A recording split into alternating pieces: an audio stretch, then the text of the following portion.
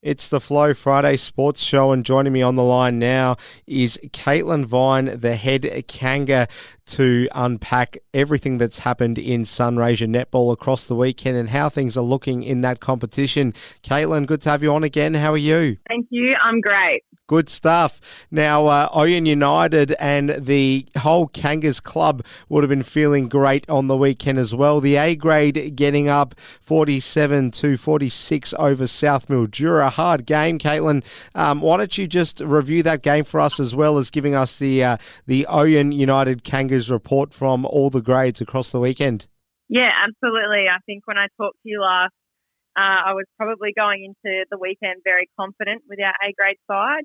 We had a few last-minute pull-outs with, unfortunately, COVID and a few other things. So we didn't know what we were going to do. We knew we needed to keep our B grade side strong because it was a must-win. So A grade weren't too sure what they were going to do.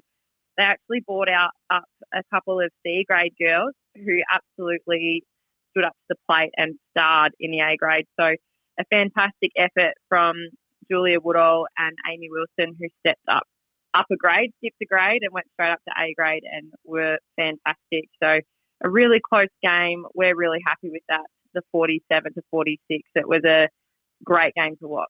And the other sides from the club, Caitlin, I know off air you said you were fairly up and about with how some of the results went, so I'm guessing some of the other seniors and juniors might have had a win on the weekend. Yeah, we were stoked to also have a really comfortable win in the B grade. As I mentioned, this was a do or die for the B grade side to keep their finals hopes alive. So we had a fantastic win, 50-31. It was a lovely team game, just cruising through goal by goal, nothing too crazy, and a lovely game and a lovely opponent. The South Mildura girls were fantastic. So really stoked with that. And we also had a couple of wins in the juniors, the 15-1s, and our prodigies, the 15-2s, had a great win as well. So we were absolutely stoked to hear that, keeping the 15-2s finals hopes alive if everything goes right for them. Unfortunately, had a few losses in the other grades, but overall it was a fantastic day for the club. Sounds like it was indeed, Caitlin. I should just ask you as well, what were the celebrations like? Did people get out after the A grade and have a bit of a night? Well, we did have the ladies' day, so as you can imagine, it was pretty low-key, nothing too crazy at all.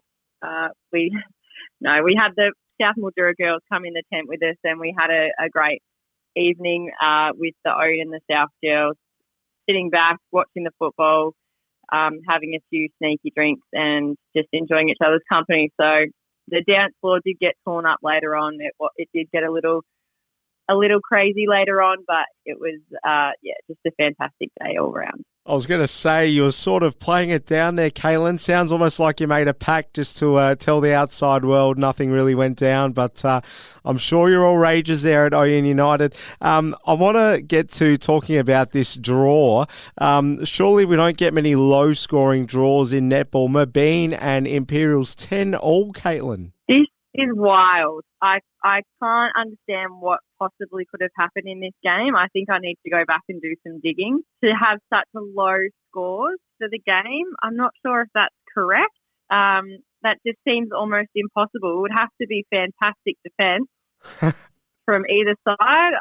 I'm not sure on this one. I think I might have to go back and do some digging and come back to you. Well, that is the official result we have to go off, so we can only assume that both sides just parked the bus and played for a draw for whatever reason. We'll go to Wentworth. They had no such trouble getting a high score in their game over the Redcliffs. A very, very, very comfortable win in the end.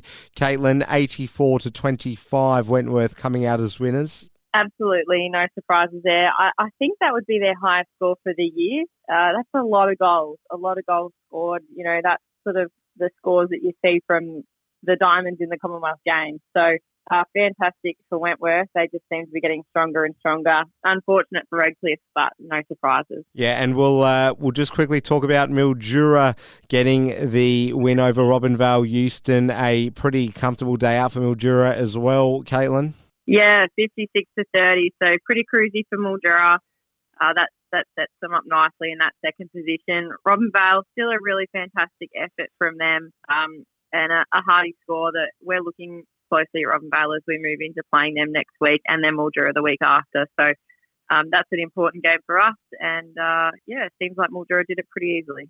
Rimple with the bye, and what it means for the table is we have Wentworth in first place, Mildura in second, Ouyen United, your side, in third, South Mildura fourth, and Rimple fifth, and Imperial sixth, Merbeen seventh, Redcliffe's eighth, and Robinvale Euston stuck to the foot of the table in ninth. So this is interesting here, Caitlin.